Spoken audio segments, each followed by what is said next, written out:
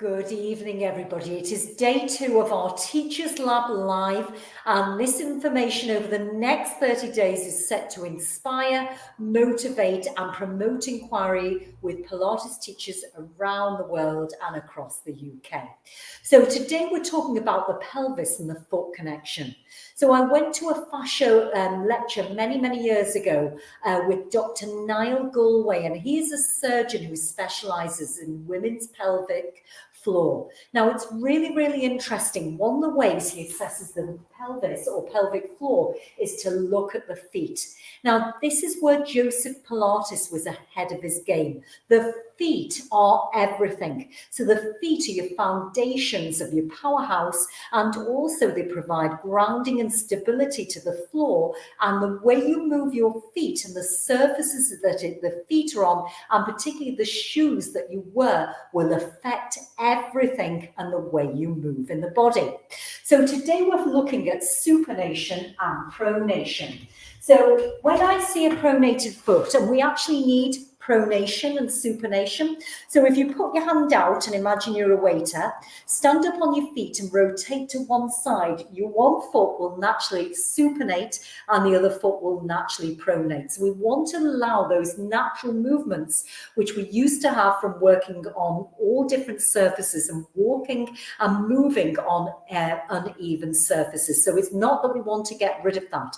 However, when the body or when the foot is not in what I call a healthy condition, the foot will either be dropped and over pronated, so it's dropped in, and when we drop in, we actually decelerate, so we don't have the elasticity, we don't have the power. And what's interesting, when the feet drop in, the feet also reflect into the humeral head. So I see that not only on myself, but a lot on clients. Now the opposite, when we supinate, the supination actually accelerates, it creates buoyancy. So we want to have a firm foot between A and B, between supination and pronation, so we can get that elastic recoil circling up right from the foot, right the way up through the pelvic floor into the rest of the body as we move.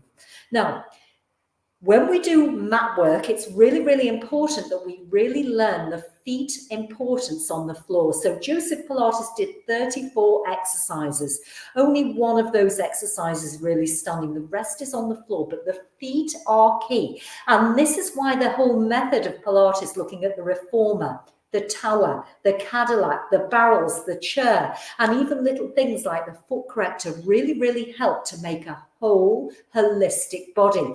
Because if you just take one piece of the jigsaw out, you're not providing the full system. So when you're working the full system and you're finding the right exercises for what the client needs or what you need, you can restore the elasticity, the bounce, and the lift in flat feet to the person in front. And I've seen it done before, and I've actually seen flat feet in many of the professional footballers that I have worked with in the past. And this can be restored. Now, really important, what everybody misses out is the gut.